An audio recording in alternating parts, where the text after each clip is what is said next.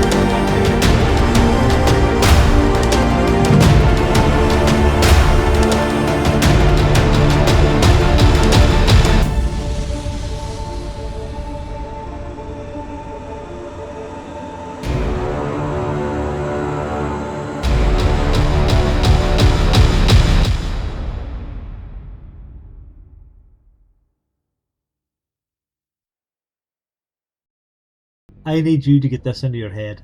These mines were not what you imagine. Forget any notions of hardy men doing honest work. These were death traps, pure and simple. Methane explosions levelling entire shafts. Tunnel collapses burying men alive where they stood. Black lungs slowly rotting miners from the inside over years, while the company doctors looked them in the eye and told them they were grand. Children, young fellas, 8 years old, sitting in the pitch dark for 12 hours a day, picking slate from coal for a few pennies. The average miner didn't see 40, and the coal companies had the whole thing sewn up. Your house was company property. Your food came from the company store, at company prices, on credit that kept you in a hole you'd never dig yourself out of. The local guards answered to the company. The politicians answered to the company. Open your mouth about any of it, and you're out in your ear before the week was done. There were 100 desperate Irishmen at the gate waiting to take your spot. But something was stirring underground, something quiet and very, very angry. Word was getting around the mining towns about a secret brotherhood, a crowd willing to do what the unions wouldn't. They were calling themselves the Molly Maguires. This is where it gets proper dodgy, and it's important not to gloss over that. The name itself might go back to Ireland, where secret groups had been terrorising landlords and their agents for decades, sometimes dressing up as women as a cover, but whether that lot directly became the Pennsylvania Molly Maguires, or whether the coal companies just latched onto the name to make Irish miners sound more sinister, honestly, no one can say for certain. But what started happening in the coalfields? Nobody's arguing about that bit. Mine foremen got threatening letters, some of them were beaten.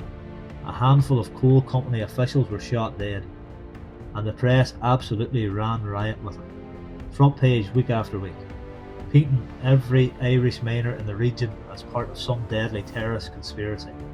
The coal companies decided enough was enough. They went looking for the most powerful private detective agency in the country, the Pinkertons. What the Pinkertons did next, America hadn't really seen anything like it before. They sent in a young Irish-born detective named James McParland, buried deep undercover in the mining communities. His instructions were simple enough: become one of them, get them to trust you, then tear the whole thing down from the inside. McParland spent the bones of 3 years living among those miners, drinking in the same pubs, working alongside them underground, sitting in on private meetings, making proper friends with men who hadn't a clue that everything they said was going straight back to the handlers. Think about what that actually means day to day. Years of it, looking people in the face and lying, again and again, watching fellas open up to him, and going home that night to write it all down. Eventually McParland told the Pinkertons he had enough of them. The arrest came, dozens of Irish miners dragged out of their homes.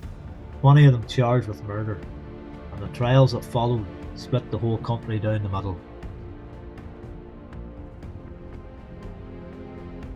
Fair is not the word I'd be reaching for. The coal companies were bankrolling the prosecution. The bulk of the evidence came from McParlin himself, a paid spy whose whole career depended on coming back with convictions. Witnesses gave statements that shifted later on. There wasn't a single Irish Catholic on the jury. The country went in two directions. Half of America saw dangerous killers finally get what was coming to them. The other half saw something far uglier. Powerful corporations using the courts, the press, and a company spy to choke off the labour movement before it got any legs. Because that's the bit that always gets left out. This was happening at the exact same time as workers all over America were starting to organise, and the men running the coal industry had no intention of letting that happen. Were some of the Molly Maguires violent? Aye, almost some of them were, but were all 20 men actually guilty of the exact crime that they were charged with? That's a completely different question. The verdicts came back guilty all the same. June 21st, 1877. 10 men hanged in a single day. Black Thursday they called it, though mostly in the mining towns among themselves quietly.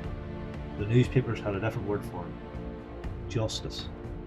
Some of the men went quietly, others were still shouting that they were innocent right up to the last second.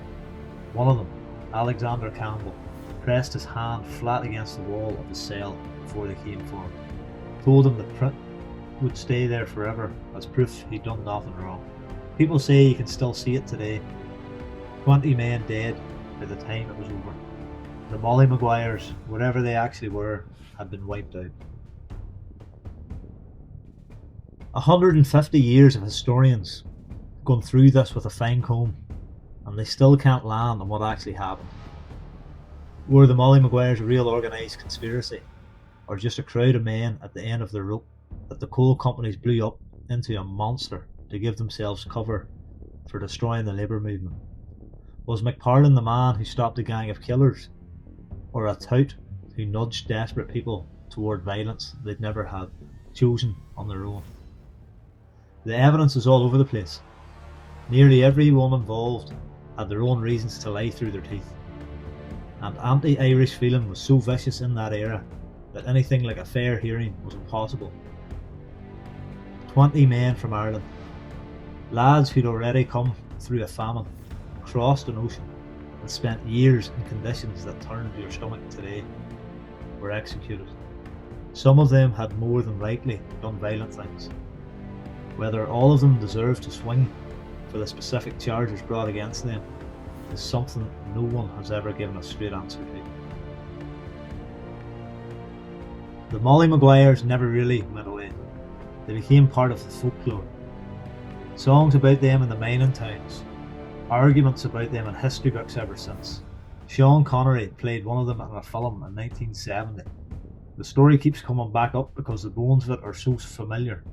Workers against corporations, immigrants treated like they're disposable, the state standing with money against people, surveillance used to destroy anyone who pushes back. That's not history.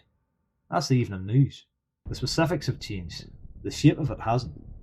A story about Irish coal miners in 1870s Pennsylvania keeps finding new audiences because the questions buried inside it are ones we've never had the decency to properly answer. Most of those mining towns are fierce quiet now. The collieries are closed. The gallows are long gone. If you drive through Carbon country, through Schuylkill Hill country, through the old coalfields of eastern Pennsylvania, you'll find Irish names on gravestones. Men who got on a boat because there was nothing left for them at home, who worked themselves into the ground on the other side of the world, and whose deaths set off an argument that was never settled. The Molly Maguires are probably the most contested chapter in Irish American history, not because the story got lost, but because the closer anyone looks at it, the less solid the ground gets beneath it. And that handprint on the jail cell wall, they've painted over it dozens of times. It keeps coming back. If this is the kind of history you're after, the stories that get buried, the ones that don't wrap up neatly. Subscribe to Untold Irish History. Because Irish history didn't stay in Ireland, it just changed its address.